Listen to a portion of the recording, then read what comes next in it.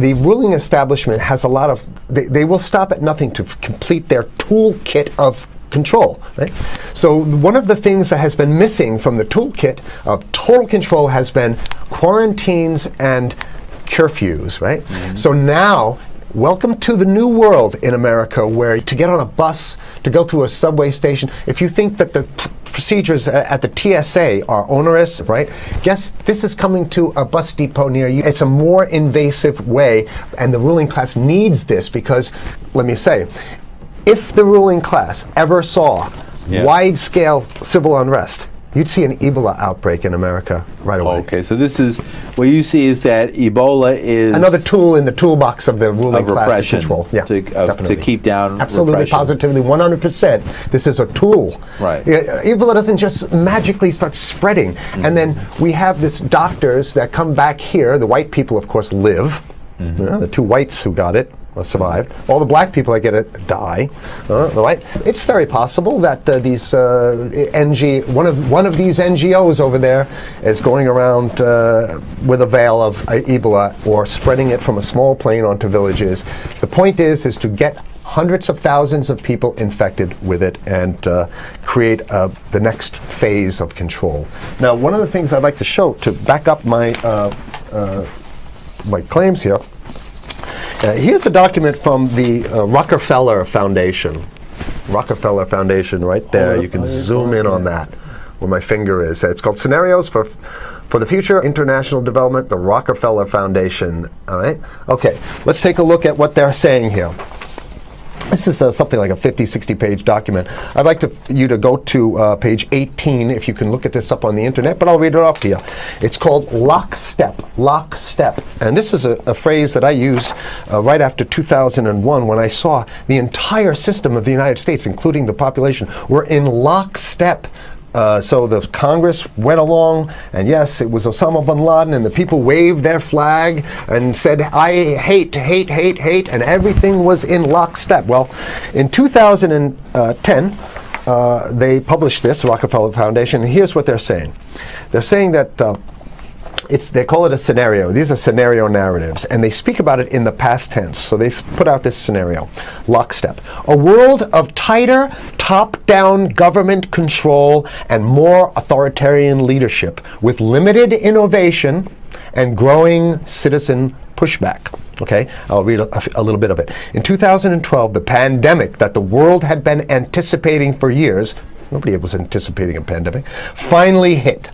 Unlike 2009's H1N1, this new influenza strain originating from wild geese, they use some scenario, but this is Ebola they're talking about. Ahead. Even the most pandemic-prepared nations were quickly overwhelmed when the virus streaked around the world, infecting nearly 20% of the global population and killing 8 million in just 7 months, the majority of them healthy young adults.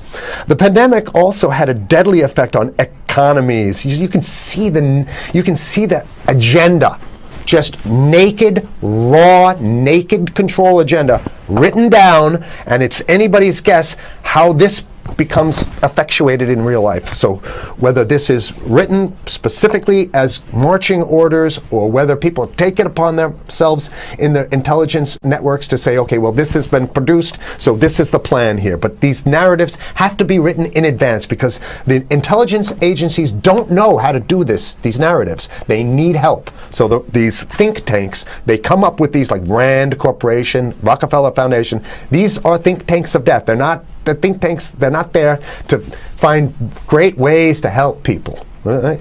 Okay, the pandemic also had a deadly effect on economics. International mobility of both people and goods screeched to a halt.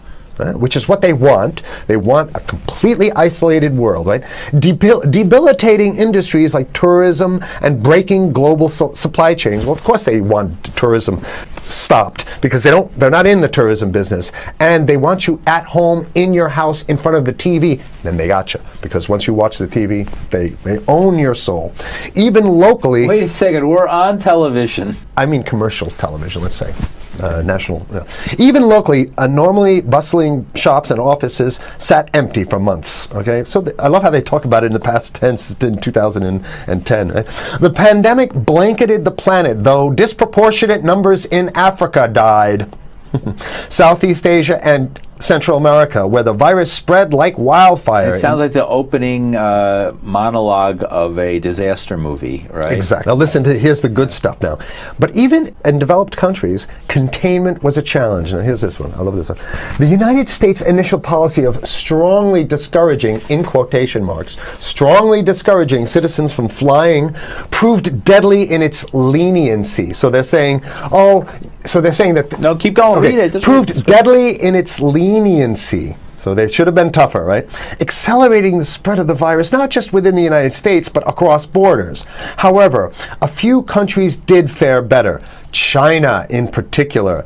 The Chinese government's quick imposition and enforcement of mandatory quarantine for all citizens, as well as its instant and near hermetic sealing off of all borders, saved millions of lives, stopping the spread of virus far earlier than in other countries. So the message is here is we have to look towards the Chinese, the oppressive totalitarian Chinese regime as an example of what we need to be doing here. And of course, the ruling class here loves the Chinese regime because they have demonstrated to the ruling class the most efficient form of capitalism, which is authoritarian capitalism. So we have capitalism, but unfortunately we have this veil. I get it. We have this veil of democracy. This is very interesting. This is continue on. Okay.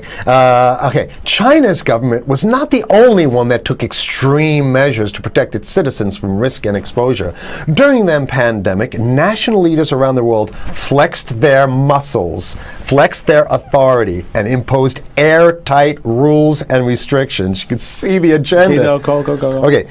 From the mandatory wearing of face masks to body temperature checks at the entries to communal spaces like that's what's happening right now. Yeah, but soon it's going to be like body. It'll be at the subway. Yeah, is that what you're saying? We'll be going through this in the sub to get on buses and the subway, absolutely, things positively. like that. And what this means though is don't think about having a cigarette, a joint on you, or basically you can't.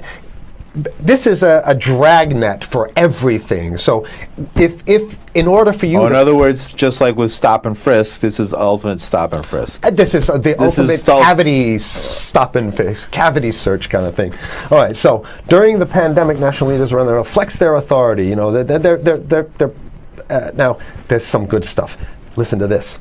And even supermarkets, they want body checks at supermarkets. Okay, so basically what they're saying is they're building a system where every move you make, you got to go through them. You can't get food. Well, how about if you go to the farmer's market? Right. Here's the good stuff now. It just keeps getting better.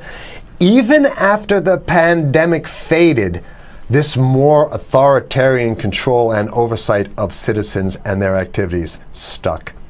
And even intensified. That's the whole point. So they're going to get rid of... Did that happen already with 9/11? Of course. 9/11 was how many, 14 years ago? And we still have all these draconian rules. So they're going to put the body cavity USA, searches Patriot, and all that stuff. That's right. So in order to get to a supermarket, you got to have a body cavity search. And then when there's no more Ebola, well, you know what? We kind of like this way because we have an complete infrastructure of a control grid.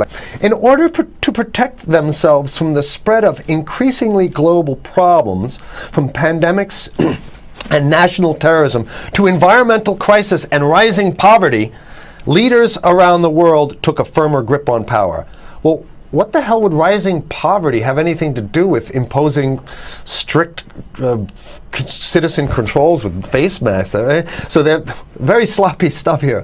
At first, the notion of a more controlled world gained wide acceptance and approval. I'm sorry. Nobody likes this stuff. They're just saying it. No, I have to provide analysis. Only because we only have 5 minutes left, so that's Oh my God, okay. Citizens willingly gave up some of their sovereignty and their privacy to more paternalistic states in exchange for greater safety and stability. That's just a complete naked contradiction to the famous saying that if you think you're going to give up a little bit of security, if you're going to give up your freedom for security, you're going to get neither. That's the long-standing thing. And here what they're doing is they're not even ashamed or embarrassed to absolutely say the exact opposite. They're saying, yes, we all want to give up our privacy and sovereignty for more stability and security and stability. So you don't get that. When you give it up like that, you get the shaft. Can you show us the cover again of what you were just reading? One more time, and then I have two more documents. Right, this is what we were reading here, and just zoom in a little bit so folks can see it. He'll zoom in, don't worry, you can relax. And scenarios for the future of technology and international development. Okay, now I have two more documents. Keep it zoomed. We have the National Security Memorandum of December 10th, 1974. This is Henry Kissinger's brainchild. The National Security Memorandum number 200. You can look that up on your internet. I'll summarize it. He says that there's too many people, we got to get rid of the population. So to answer your question. Oh, from earlier. Yeah, he says, he used the word depopulation, which is different.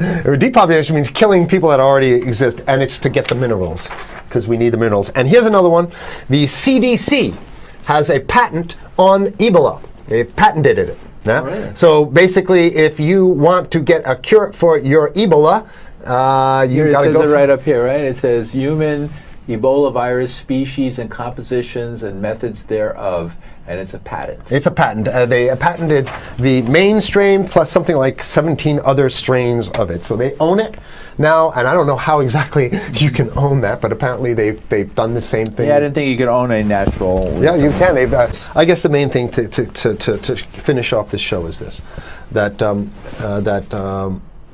they want to get more control, more and it's going to be curfews and quarantines. So what I'm saying is that unless the American people start to get some new way to revolt, a new way to organize, new way to protest, unless we can break through the apathy, because that's what we have here, then it's going to be a slave state here. The ruling class doesn't seem to have too much resistance. They're getting everything on their Christmas shopping list, and they've been wanting quarantines and curfews for a long time. Now they got it. And if you want to live in a world where you're tricked into all this stuff because it's for your safety, right? And if you want to have a probe and make sure you got to check your pockets, make sure you don't have anything incriminating on you before you go out, and when you step out of your house, you want some police there to monitor and see what you're doing. If that's the world you want to live in, be apathetic, don't do anything. You're going to get that world very soon. It's coming your way, definitely. Mm-hmm. Yeah. So what should people do? What's the hope? You have 30 seconds. To wake up, learn about it, and go fight these bastards in Washington. They're easy to beat. If we can just organize, we can beat them. It's simple. They're weak, and there's so few of them.